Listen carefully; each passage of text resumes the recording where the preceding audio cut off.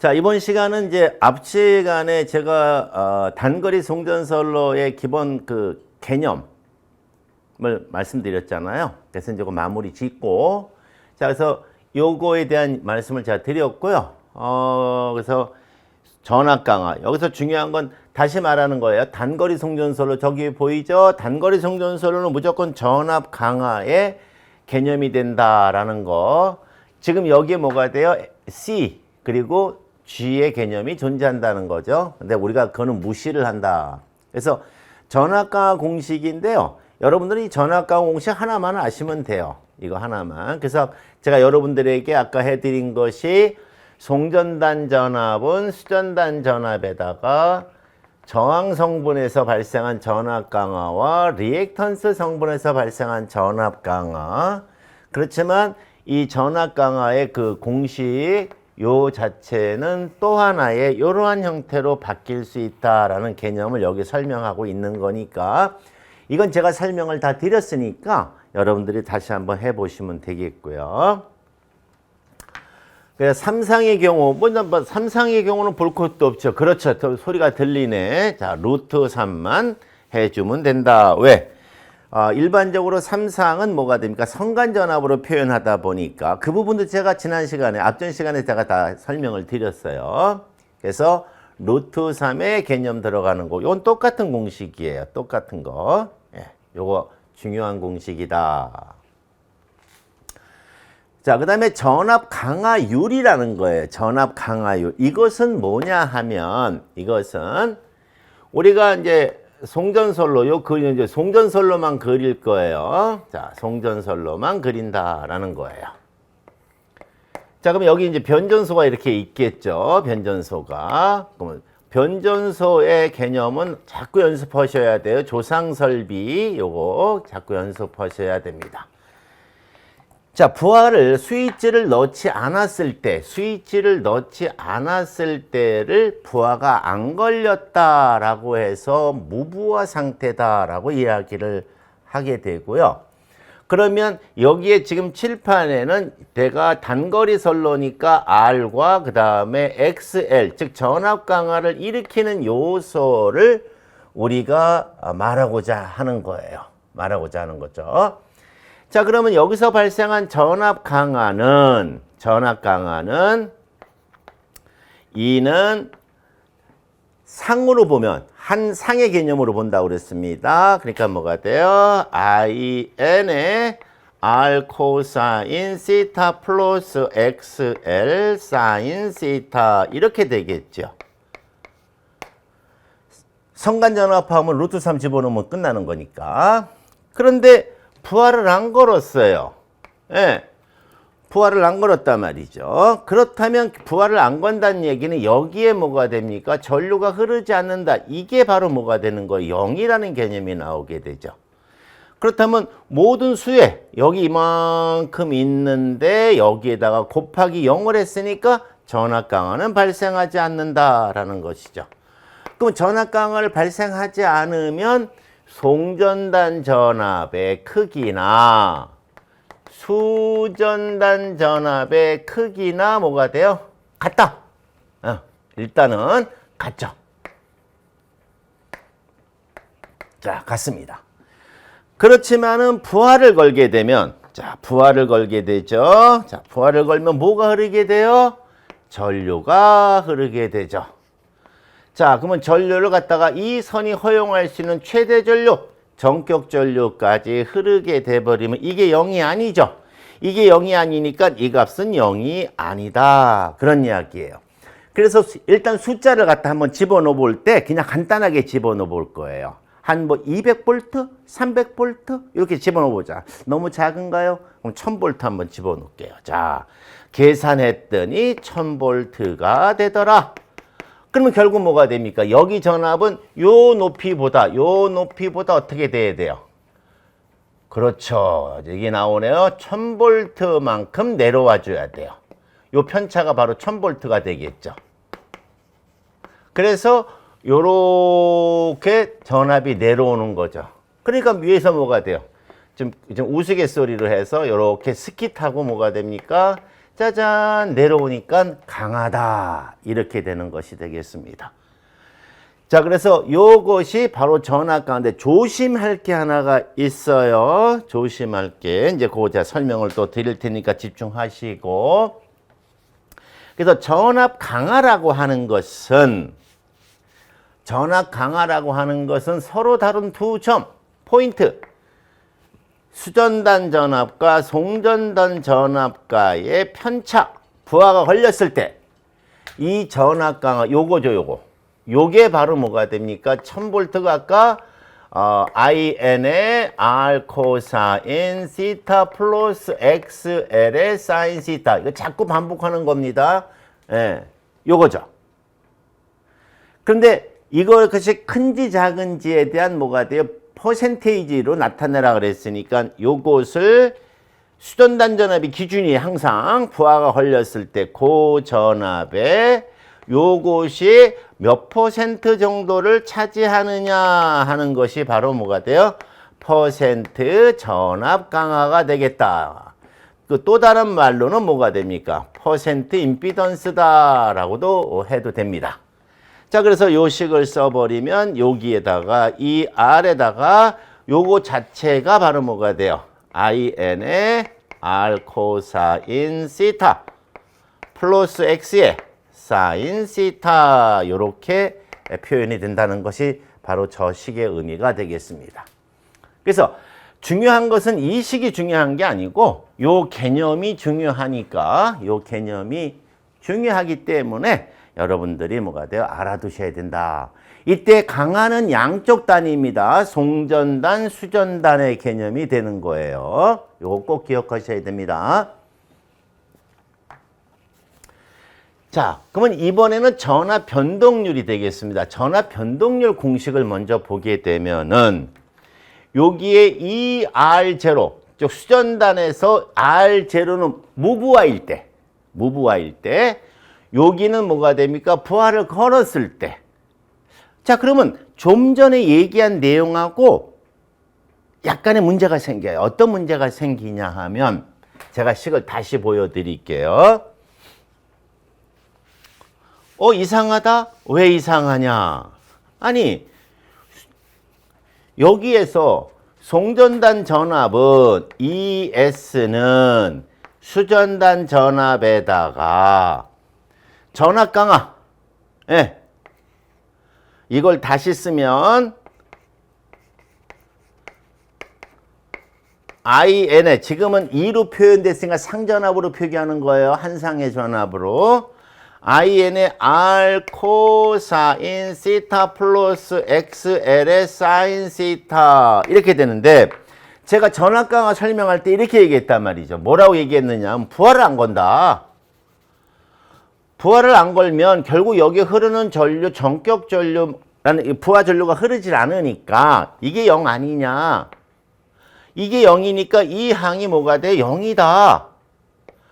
그래서 송전단 전압과 수전단 전압이 뭐가 돼요? 이게 0이니까 같아진다 라고 이야기를 했어요.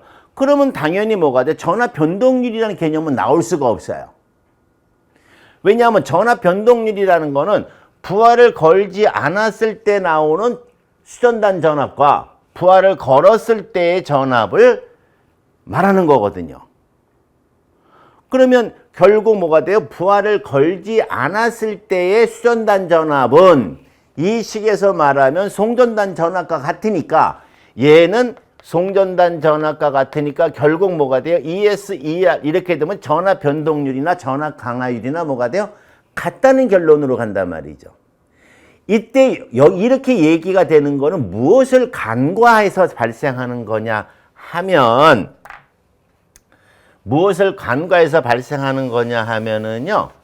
실질적으로 무부하가 되더라도 자, 요 그림을 다시 그려서 보여드릴게요. 지금 요 크기를 송전단 전압이라고 하고 할 때 무부하야 부하를 안 걸었어요. 그럼 부하를 안 걸었을 때 수전단 전압은 같아야 된다고 제가 얘기했잖아. 지금 여기서 수식상으로는. 하지만 그거는 무엇을 간과했을 때 얘기냐? 여기에 전류가 흐르지 않는다고 이야기를 하는 거거든요. 근데 흘러요, 안 흘러요? 이 그림상으로는 안 흐르지. 하지만 실제로는 흘러요. 어떻게 흐르냐고? 이걸 알아야 된다는 거예요. 이거를.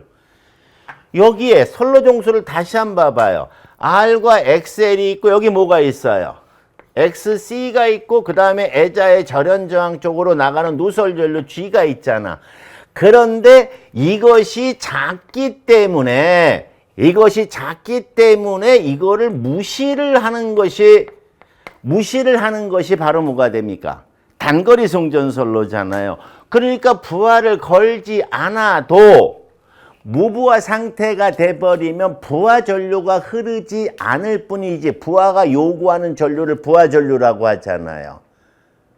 부하 전류가 흐르지 않을 뿐이지 미세하게나마 이 라인에는 바로 무슨 전류가 흘러요? 충전 전류와 애자련의 누설 전류가 흐르기 때문에 얘네들에 의한 전압 강화가 여기서 발생을 하고 있는 거예요.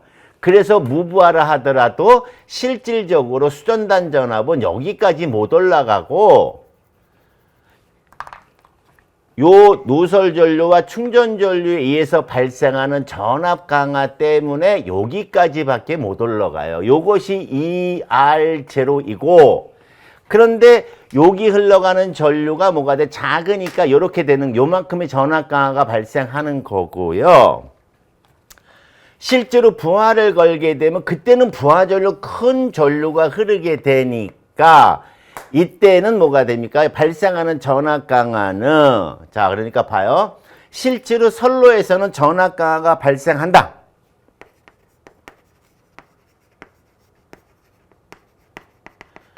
자, 전압 강화 공식 쓰고 I에 R 코사인 시타 플러스 XL 사인 시타 쓰고 하나 더 쓰자. 전압 강화 발생한다. E1, E2라고 하고 I의 R 코사인 시타, X 사인 시타에서 시타 다시 뭐 이건 의미 없어요. 여러분들은 여기 신경 안 쓰셔도 돼요. 이때에 요 첫 번째 건 뭐냐? 무부하일 때는 여기 전류, 충전 전류, 누설 전류, 요 전류에 의해서 발생하는 거다. 그리고 두 번째 거는 요 부하 전류에 의해서 발생하는 거예요. 단지 요것은 단거리에서는 이 값이 작으니까 요것도 작아서 실질적으로 뭐가 됩니까? 적용을 잘 하지 않은 것뿐이다 하는 이야기예요. 그러니까 여기는 어떻게 되냐면 요 스위치를 열어서 무부하라 하더라도 수전단 전압은 송전단 전압보다 작은 요 누설 및 충전 전류에서 발생한 전압 강화, 그 다음에 부하 전류에서 발생한 전압 강화, 요렇게 해서 요단의 전압은 세 가지가 있는 거예요. 그러니까 요걸 갖다가 그림을 그리면 여기가 바로 뭐가 돼요? 이만큼이 송전단이다 라고 한다면 수전단은 얘보다 조금 뭐가 됩니까? 작은 형태가 ER0가 될 것이고 부하를 걸면 ER이 되겠죠. 그래서 요렇게 내려오는 요것이 바로 뭐가 돼요? 강화. 그 다음에 여기서 한 점에서 동일한 수전단이죠. 요 동일한 점에서 요 변화가 바로 뭐가 돼요? ER0 빼기 ER. 요게 바로 뭐가 돼요? 변동이라고 이름을 지은 거예요. 그러니까 간단하잖아. 송전선로가 있다고 앞에다 생각을 하고 저기서 공급하는 발전소 송전단 전압과 수전단 전압과의 차는 강화. 수전단에서 무부하일 때와 부하일 때 올라갔다 내려갔다 하는 건 뭐가 돼요? 변동. 이걸 머릿속에 기억하면 되는 거예요. 그러니까 여러분들 공부할 때 이게 뭐지? 라고 막 외워야 되지 말고 강화야? 그럼 타고 내려오면 되겠네? 그러면 ES에서 쭉 타고 내려온 ER까지 내려온 게 강화. 그 다음에 변동은 한 자리에서 올라갔다 내려갔다 하는 거니까 뭐가 돼요? 2R0에서 빼기 2R 요 변동 다 보여드렸죠 지금. 예, 요거는 요만큼이 바로 뭐가 돼요? 2S 빼기 2R이잖아요. 이거를 율로 나타낸 거예요. 기준값에 대해서. 그럼 기준은 당연히 뭐가 돼요? 부하가 걸렸을 때 실제 받는 전압이 되니까 2R에서 곱하기 100 퍼센테이지화 시킨 거고요. 얘는 타고 내려왔으니까 뭐가 돼요? 퍼센트 강화가 되고 얘는 퍼센트 뭐가 돼요? 변동. 얼마나 쉬워요. 그래서 강하다, 변동이다의 개념을 정확하게 알면은 공식을 외울 필요도 없어요. 예. 그래서 제가 항상 강의할 때 공식을 이게 뭐에 쓰는 물건이고 이거는 영화 제목이지 공식을 보고서 이게 뭐에 쓰는 공식이지 이러면 골치 아프다는 거예요. 그래서 우리가 시험을 보면서 자꾸 떨어지고 실패를 자꾸 하는 이유가 바로 거기서 나오는 거예요. 그래서 개념을 정확하게 잡아라. 예? 그래서 실제 선로에서는 선로 길이가 길다 보니까 충전전류와 노설전류, 애자련 노설전류가 있는데 상대적으로 얘네들 때문에 전압 강화가 발생하는 것이 그것이 바로 뭐가 돼요? 전압 변동의 개념에서 나오는 거다라는 걸 꼭 기억하시면 충분히 이해가 되지 않을까 이런 생각을 가져봅니다. 그래서 다른 건 보지 마시고요. 여러분들은 요 공식 하나만 보시면 돼. 나머지는 뭐가 돼요? 그냥 책이잖아, 책. 그죠? 책엔 좀 이렇게 써져 있어야 됩니다. 그래서 이거 보시고요. 이거 다 필요 없는 거니까 필요 없는 거예요. 요거 하나만 딱 기억하자. 그리고 요거만 기억하자. 자, 수전단 두 개 다 수전단이죠? 오케이. 그래서 예전에 제가 강의할 때 다른 데서도 강의할 때는 이 변동은 이렇게 얘기했어요. 붕어찌. 낚시할 때 붕어찌 보면 올라갔다 내려갔다 하죠? 그래서 한 자리에서 올라갔다 내려갔다 하는 건 변동. 수전단에서 그 다음에 송전단 수전단이 나오면 강화. 이렇게 머릿속에 기억을 해 주십사라는 거고요. 그 다음에 송전단 전력이다 라고 나왔는데요. 이거 뭐 어려울 게 뭐 있습니까? 수전단 전력이다. 이거 뭐 어려울 게 하나도 없죠. 자, 그럼 뭐가 어려울 게 하나도 없느냐 하는 거예요. 여기 도달하는 전력이 얼마가 되느냐? 그럼 뭐 전력이 얼마가 돼? 전력의 정의가 있잖아요. 전력은 전압 곱하기 뭐가 돼요? 전류다. 뭐 그거잖아. 네. 자, 이때 R상, S상, T상 선 세 가닥에서 R상, S상, T상을 통해서 세 가닥을 통해서 오니까 공급되는 전력은 몇 배? 3배다. R상, R상에서 오는 거 더하기 S상에서 오는 거 더하기 T상이니까 3배가 돼야 되겠죠. 그런데 우리가 쓸 때 요건 상전압이잖아. 근데 성간전압으로 표현을 하다 보니 성간전압으로 표현을 하다 보니까 3에다가 루트 3분의 Vn, In 이렇게 되겠죠. 그래서 이것을 유리화해서 3 곱하기 루트 3분지 1의 Vn, In 이래 버리면 3 곱하기 3분의 루트 3 Vn, In 되니까 요거 지워져서 루트 3 Vn, In 이렇게 된 거죠. 그럼 여러분들은 어떤 것만 외우면 되느냐? 삼상 전력 공식? 그럼 뭐 걱정할 거 뭐 있어? 상전압 쓸 거야? 그럼 하나 각각의 상전압을 쓸 거야? 그러면 전력 공식 P는 En, In에다가 뭐가 돼? 각 한 상씩이네? 그러면 3개니까 3이라고 쓰면 되고 성간전압으로 쓰자고? 그러면 성간전압으로 쓰면 뭐가 됩니까? Vn으로 쓰자고? 그러면 지금 여기 제가 보여드렸잖아. 뭐라고 쓰면 돼? 루트 3. 왜? 얘가 이미 뭘 가져갔어? 루트 3을 가져갔잖아. 얘가 뭐가 돼요? 루트 3에 뭐가 돼요? 2n이잖아, 얘가. 뭐 너무 쉽지. 그런데 여기 지나가는 전력은 종류가 몇 가지라고 그랬어요? 2가지잖아. 무슨 전력, 무슨 전력? 유효 전력하고 뭐가 돼요? 무효 전력 2가지잖아요. 얘는 지금 뭐가 됩니까? 유효전력하고 무효전력이 다 합해진 전체 총전력이란 말이야. 그럼 이 중에서 뭐가 돼? 유효전력이 몇 퍼센트 되느냐? 유효전력이 몇 퍼센트 되느냐를 갖다가 우리는 뭐라고 불러요? 코사인 또는 뭐가 돼? 역률이라고 부르잖아. 하니까 여기다가 뭐가 돼요? 코사인을 곱하면 이게 바로 뭐가 돼요? 유효전력이 되는 거고, 여기다가 사인 시타를 곱하면 이게 바로 뭐가 돼요? 무효전력이 되는 거다. 그러니까 수전단의 전력인데 우리가 필요한 건 뭐가 돼? 우리 생활에 유효한 에너지가 필요한 거잖아. 우리 생활에 유효한 에너지가 바로 유효전력이잖아요. 그러니까 여러분들 공부할 때 뭐가 돼요? 아, 삼상전력이야? 성간전압으로 표기할게. 그러면 라인에 여기 철탑이 있고 전선이 이렇게 해서 전선에 흐르는 전력 루트 3 VN IN에다가 유효분이야? 그럼 유효분이 얼마가 되느냐? 코사인 시타니까 이거 곱하면 되겠네. 이게 이 공식이다. 그런 이야기예요. 그래서 공식은 막 외우면 안 돼. 네. 의미를 알고 자꾸 공부를 하셔야지. 그래서 맨 처음엔 좀 외우는 게 더 낫겠죠. 빠르겠지. 그러나 나중에 개념을 못 잡으면 조금 어려워져요. 그래서 여기 이제 3이 된 건 이건 뭐가 돼? 선이 세 가닥이니까. 응? 예. 요렇게 된 거죠.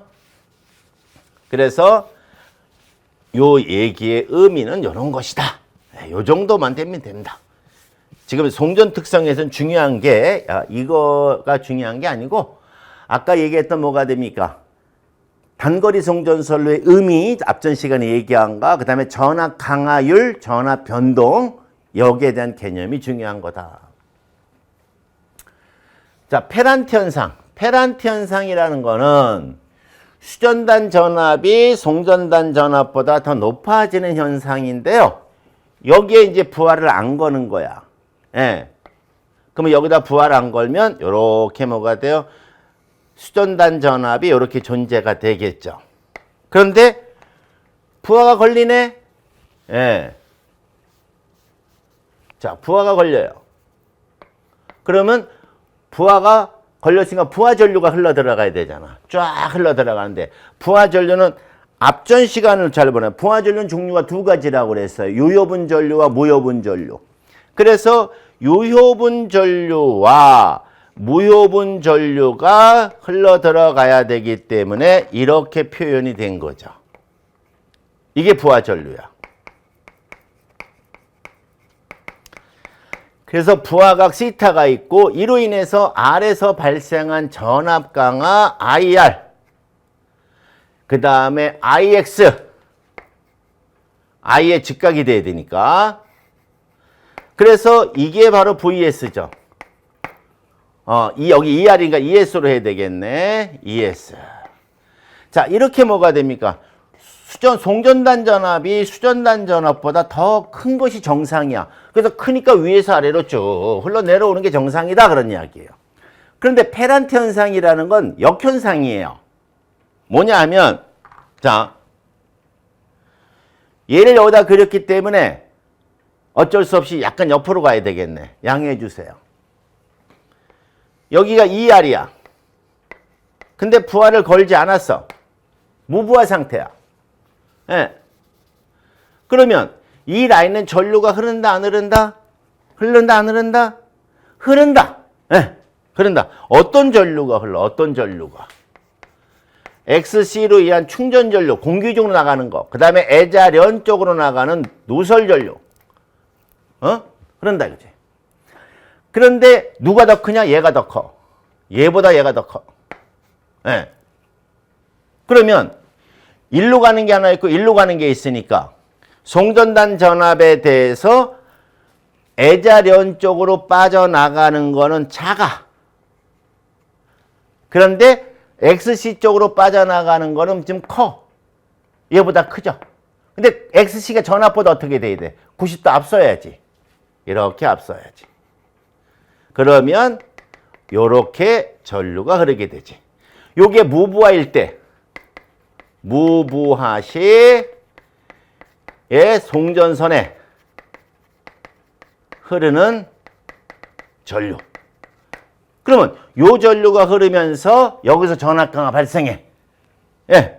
그럼 R에서 발생한 전압강화는 전류와 크기가 같으니 전류와 위상이 같으니까 이 방향으로 가야 돼. 이게 IR. 예. 그 다음에 리액턴스 90도 가야 돼. 얘보다 앞서야 돼. 이렇게 가야 돼. 그래서 이게 송전단 전압이 되는 거죠. 그러므로 송전단 전압이 수전단 전압보다 더 적어. 실제로 송전단 전압이 찌그러지는 게 아니라 여기서 발생한 전압 강화가 강화를 일으키는 게 아니라 보상을 일으켜서 수전단이 얹혀버리는 거예요. 이 벡터 도면으로 페이저를 이용한 이 벡터로 계산할 때는 이렇게 보이지만 실제로는 뭐가 돼요? 이만큼이 얹히는 거예요, 여기에. 그래서 페난트 현상이라는 것은 수전단의 전압이 송전단 전압보다 더 높아서 역으로 오르는 거예요, 역으로. 당연히 안 좋죠.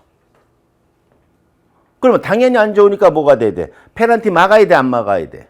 막아야 돼. 근데 페널티를 일으키는 주 원인이 누구야? 누구? 얘잖아, 얘. 그럼 C가 문제를 일으킨다. 그럼 뭐로 막아야 돼요? L로 막아야지. C가 문제를 일으키면 L로 막아야 돼. L. XL로 막아야 돼. 그럼 XL이면 당연히 뭐가 돼? 코일이잖아. 그래서 구리선을 이렇게 감았을 때에 목적이 뭐냐? 자속이 목적이다라고 하면 우리가 보통 코일이라고 부르고 얘가 갖고 있는 리액턴스 성분을 이용하겠다라고 하면 보통 리액터라고 이름을 붙여요. 그래서 얘를 방지하려면 얘의 힘을 억제시키려면 뭐가 있어야 돼? XL 리액터가 있어야 된다 이런 얘기예요. 이때 쓰는 리액터가 바로 무슨 리액터? 병렬 리액터다 그런 이야기예요.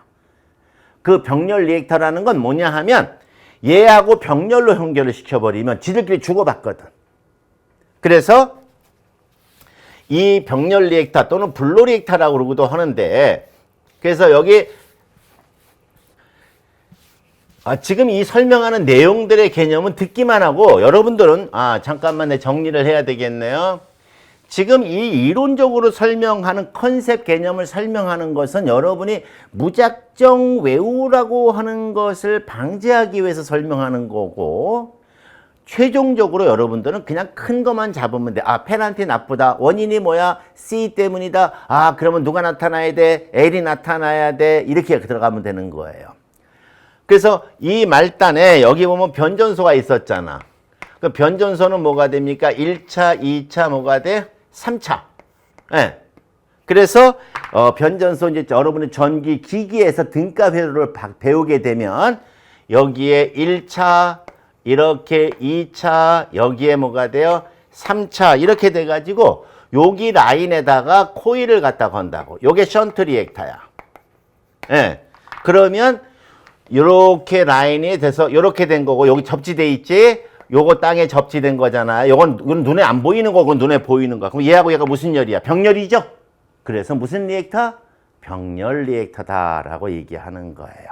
이만큼 이 조상설비 파트도 굉장히 중요한데 사실은 우리 기사한테는 이거는 전력회사에 근무하는 데나 필요하지 일반 이런 건물 관리를 하거나 하는 플랜트 설비에는 사실은 그렇게 필요하지 않습니다.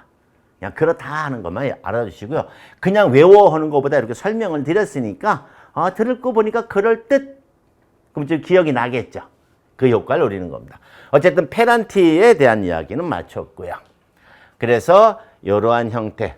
자, 경부하, 무부하라는 얘기죠. 경부하라는 얘기는 그 부하가 걸렸지 않았냐? 그게 아니고요. 부하를 거는데 너무 작아서 일로 흘러가는 부하 전류가 이 전류보다 뭐가 됩니까? 작다 그런 이야기예요. 그래서 이러한 형태의 의미를 잘 받으시면 되고요. 여기 뭐가 돼요? 병렬로 리액터, 불로 리액터를 설치한다. 그래서 시험에는 불로 리액터라고도 하고 션트 요걸 갖다가 불로 리액터라고 하기도 하고요. 또는 뭐가 됩니까? 얘와 병렬이 다 접지가 되어 있는 거기 때문에 얘가 또 병렬 리액터라고도 하니까 두 가지 용어를 다 알아두셔라.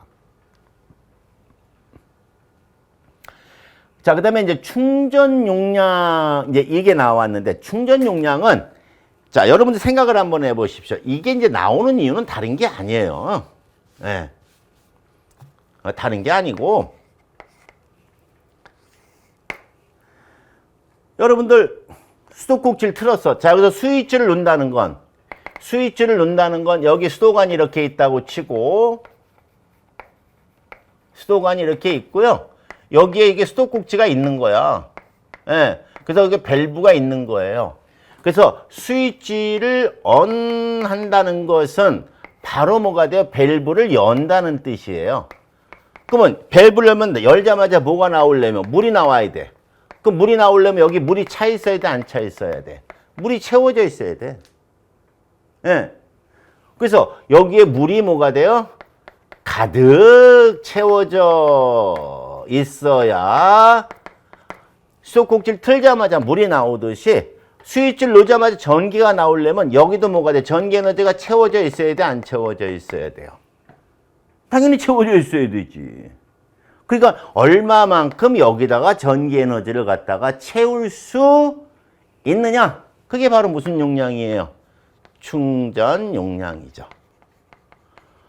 자, 그러면 이 충전을 할 수 있는 것은 전기는 3개 갖고 하는 거예요. RLC. 예. 그럼 여기에 충전할 수 있는 기능을 갖고 있는 게 뭐예요? C잖아, C. 그래서 충전 용량 나오면 전기는 3개 R, L, C에서 충전하면 전기를 저장할 수 있으니까 충전하면 바로 C가 성립이 되는 것이다. 그런 이야기예요.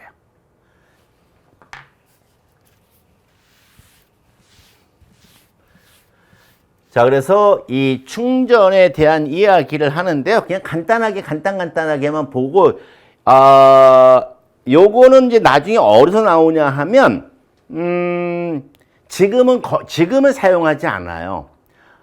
예전에 사용하고 있는 구간이 있기는 하지만, 지금 이거를 새로 짓는 구간에도 이 방식을 쓴다? 나는 아닌 것 같아요. 그 중에 하나가 바로 중성점 접지 방식 중에 소호 리액터 방식이 있어요. 그 소호 리액터 방식의 그 소호 리액터는 선로 충전 용량과 비교를 해서 같게끔 해줘야 되거든. 이론상으로는요. 물론 과보상, 부족보상 선택을 하지만 그러면 선로의 충전 용량을 계산할 줄 알아야 한다. 그런 이야기예요. 그 뭐 여기다 그냥 간략하게 그런데 이거를 갖다가 먼저 우리가 보면 여기 콘덴서가 있다고 치자 이거예요. 자, C 마이크로파라드의 콘덴서가 있다. 여기에 전압 2를 가했다. 그리고 스위치를 넣었다. 그랬더니 2V의 전압을 가했더니 전류가 흐르더라. 예. 그럼 이거는 무슨 얘기냐 하면 전압이 0이 아닐 때, 즉 전압을 가했더니 전류가 0이 아니다? 전류가 흐른다? 그러면 당연히 뭐가 돼요? 여기에는 뭐가 존재한다는 뜻인지 아세요? 여기에는 뭐가 돼요? 오hm 성분이 존재한다. 이 뜻이에요. 예. 이해가 안 갈 수 있겠는데 오음의 법칙에서 오음의 법칙은 뭐예요? 암페아 성분과 오hm 성분의 곱은 전압 성분의 크기와 같다라는 개념이잖아요. 그러면 여기서 전압이 가했어. 0이 아니야. 그랬더니 전류가 흘러. 얘가 0이 아니야. 그럼 자동적으로 얘가 뭐가 돼? 0이 아니어야만이 이 식이 뭐가 돼요? 성립한다. 그런 이야기예요. 그러므로 전압을 가해서 전류가 흐른다? 그러면 오음이 여기 존재한다는 얘기지. 근데 얘가 갖고 있는 오음이 뭐라고 그래? 얘가 갖고 있는 게 뭐예요? XC잖아. 예. 그럼 여기에서 암페아니까 암페아 계산을 하려면 전압, 가해진 전압을 그 전류가 흐르는 걔가 갖고 있는 오hm 성분으로 나눠줘야 되니 전압의 크기를 2라고 했으니까 2 쓰고 얘 오hm 성분은 XC니까 XC라고 쓰면 IC가 되는데 이는 XC는 C에다가 오메가를 붙인 값분의 1이 되니까 이것은 뭐가 돼? 오메가 C2가 되고 오메가를 풀면 2파이 FC 2가 되는데 우리가 C는 단위가 무슨 파라드? 무슨 파라드? 마이크로 파라드. 그래서 10의 마이너스 6승. 이렇게 얼마나 쉬워요.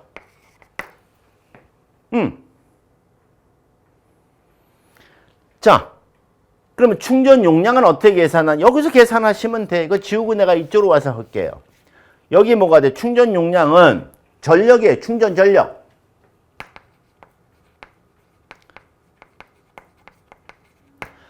충전 용량은 단위가 뭐가 됩니까? VA예요. 일단 여기 VA, 여기 앞에 비워놨죠? 무슨 뜻인지 알 수 있을 거예요. 그러면 여기 이 조건에서의 전압과 전류, 전압의 크기가 얼마? 2.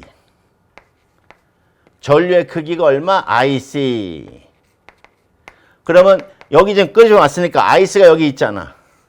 네. 그러면 여기에다가 2에다가 IC 대신에 2파이 FC 2에 10의 마이너스 6승. 근데 우리가 쓰는 건 전력계통이잖아요. 그러니까 기본 단위가 K로 시작한단 말이지. 여기가 K가 되려면 어떻게 돼? 10의 마이너스 몇 승? 3승. 이 값을 다시 1000으로 나눠야 된다. 그러므로 이 값을 다시 1000으로 나누니까 10의 마이너스 3승 하니까 여기에 2가 2개고 그러니까 2파이 FC 2가 2개고 얘는 6승 3승이니까 10의 마이너스 9승 이렇게 떨어지겠죠. 별거 아니에요. 네. 저거 자체만 놓고 막 머리가 아프지만 이런 기본 개념 잡으면 아무것도 아니다. 그래서 요 연습을 몇 번씩 해보세요. 네. 그러면 좋습니다. 자, 충전 전류 나왔죠. 이거는 뭐 여기서 L이 들어간 이유는 요 C가 우리가 어떻게 돼? C가 이거 C 그럼 뭐 CS 플러스 뭐가 돼? 뭐 3cm 이렇게도 하고 또는 0.02413을 로그 R분의 D 할 때 단위가 마이크로 파라드 퍼 킬로미터잖아. 1km당이잖아. 그럼 선로의 길이가 L이다 그러면 뭐가 돼? L 킬로미터만큼 더 뭐가 돼요? 배가 돼야 되겠죠? 그래 들어간 거예요. 그래서 이렇게 된 거고 여기는 V라고 썼네. V라고 썼으니까 무슨 전압? 무슨 전압? 선간전압이죠. 그러니까 상전압이니까 루트 3으로 뭐가 돼요? 나눠서 들어간 거다 하는 거예요. 그러니까 실제 선로를 놓고 계산하고 막 보여주고 막 그래야 되는데 거기까지는 안 가도 충분히 여러분들이 요것만 가지고도 충분히 할 수 있어서 거기까지 가지 않고 여기서 멈추나. 여러분 이제 1차 시험 합격해서 2차에 오시게 되면 제가 또 뭐가 돼요? 더욱더 자세하게 제 강의를 듣고 오신 분들이라면 기본 개념이 잡혀 있을 테니까 더욱더 자세하게 또 해드릴 거예요. 그런 또 문제가 있고요. 자, 그래서 이번에 이제 중거리 선로는 50km를 넘고 대략 100km 정도까지의 송전 선로를 말한다. 자, 아까 그림 그렸죠? 자, 서울이 있다. 지금까지는 뭐가 됩니까? 여기에 팔당에 대한 이야기를 했고, 그 다음에 충전 전류, 전후의 충전 용량에 대한 이야기인데, 이번에는 당진, 평택이죠, 평택. 평택에서 오는 당진 화력에서 오는 이 선로를 갖다가 한번 우리가 다루어 보자라고 이야기가 되는 것이다. 그런 이야기입니다. 그러면 그림을 그려야 되는데, 자, 봐요. 여기에 지금 발전소에 발전기가 있고요. 자, 여기까지는 뭐 대충 그래도 되는데, 자, 선로 길이가 조금 기네요. 그러니 기본적으로 나타나는 성분. 자, 선로 정수 뭐가 돼요? R. 그 다음에 L에 해당하는 것 XL. 자, 조심해야 되죠. XL. 자, 그리고 땅으로 내려가는 뭐가 됩니까? XC. 그리고 요 애자련 쪽으로 빠져나가는 누설 전류를 표현하는 컨덕턴스. 그런데 여기로 나가는 건, 여기로 가는 건 무시하자. 요거 가는 건 무시하자. 그래서 조심할 거는 없는 거하고 무시하는 거하고 달라요. 예, 꼭 기억하셔야 됩니다. 그거 그냥 없다고 쳐. 이렇게 가는 겁니다. 자, 그래서 무시하자. 그리고 여기에 변전소가 요렇게, 그렇죠. 이제 자동으로 나오네. 조상설비. 이렇게 된 겁니다. 요 선로를 우리가 해석해 보자. 그런 이야기예요. 요거를. 그러면 여기에서 이제 기본 컨셉을 잡고 이제 할 건데, 요거 눈에 보인다, 안 보인다? 안 보이는 거예요. 요거 뭐가 돼요? 보여, 안 보여? 안 보이는 겁니다. 얘도 안 보이는 거예요. 선이 가지고 있는, 요거는 지금 뭐가 돼? 선이 가지고 있는 전기의 정수들이다 하는 거예요. 그런데 요거를 이제 정리를 하려면 요런 단계로 가져야 돼요. 요 단계로. 먼저 요로 전류가 새니까, 요로 전류가 새잖아요. 요로. 그럼 얘는 누설전류 요소니까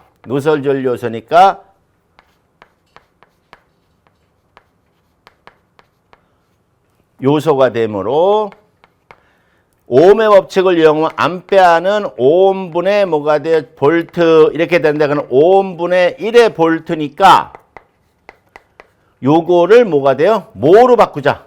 모의 개념, 그 뭐 회로에는 다 배운 거잖아요. 그럼 우리가 모의 개념에 들어가는 게 바로 뭐냐면 XC니까 여기에 들어가야 되는 건 사실은 서세턴스가 들어가 줘야 되는데, 여기에 뭐가 있었어요? 크기를 무시했지만 여기 G가 있었잖아. 그러니까 이 자체로 가면 얘가 뭐가 되는 거예요? 임피던스가 되는 거야. 그래서 요거는 여기 자체가 무시는 했지만 얘가 있기 때문에 요거는 임피던스가 되는 것이고, 얘는 임피던스의 역수가 되기 때문에 얘는 뭐로 표현이 돼? 아, 그렇구나.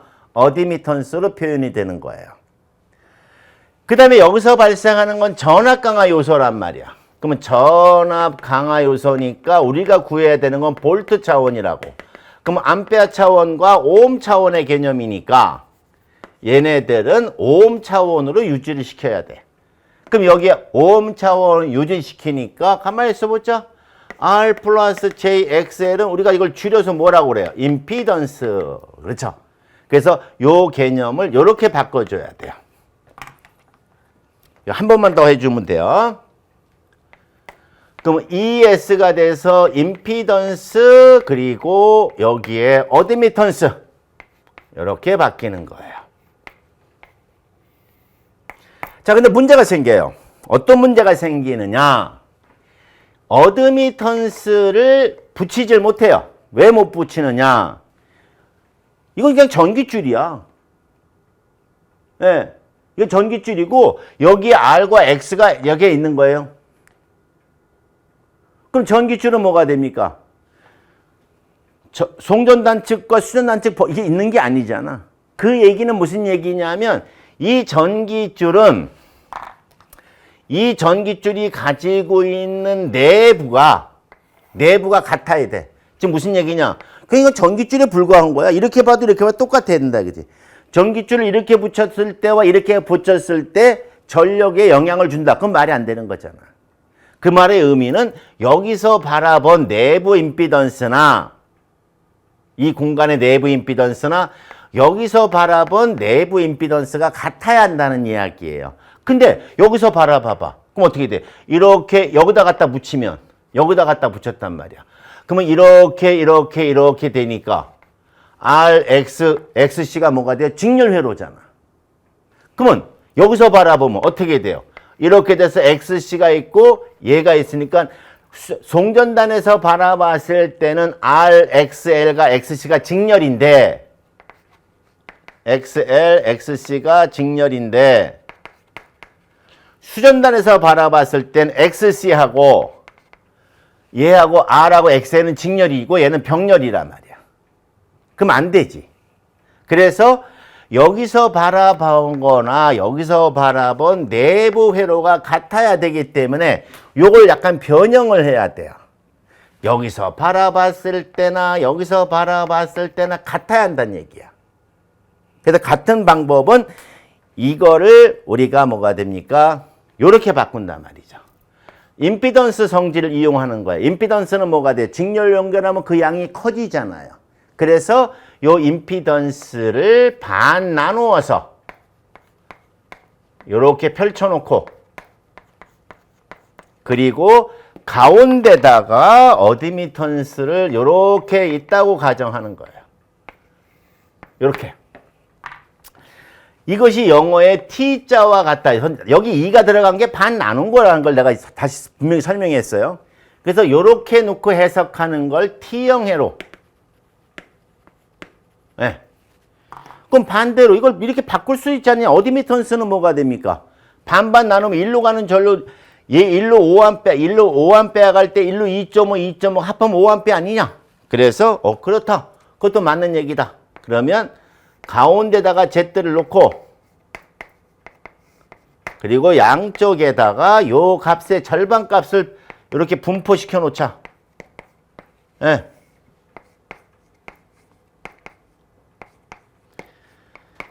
그러면 요것이 이렇게 하나의 파이자와 모양이 같으니까 요건 뭐가 돼요? 파이형 회로다. 예. 그래서 중거리 송전솔로는 C가 들어가기 시작하게 되고 C의 위치에 따라서 우리가 송전단에서 바라보는 전선 내부 회로, 수전단에서 바라본 전선 내부 회로가 같아야 되기 때문에 얘를 T 또는 뭐가 돼요? 파이형 회로로 이렇게 반반 나누어서 들어가기 때문에 머릿속에 들어갈 때 문제를 볼 때 여기에 2가 들어갔다는 얘기는 임피던스 반 나눠서 약분 났구나. 이 의미를 이해를 하고 계셔야 돼요. 그래서 중거리 송전선로를 다루는 것은 바로 뭐가 돼요? T형 회로와 뭐가 돼요? 파이형 회로 다루는데 이제 이러다 보니까 우리는 새로운 방법을 택하게 되거든요. 이때 새로운 방법이 택은 너무 쉬워.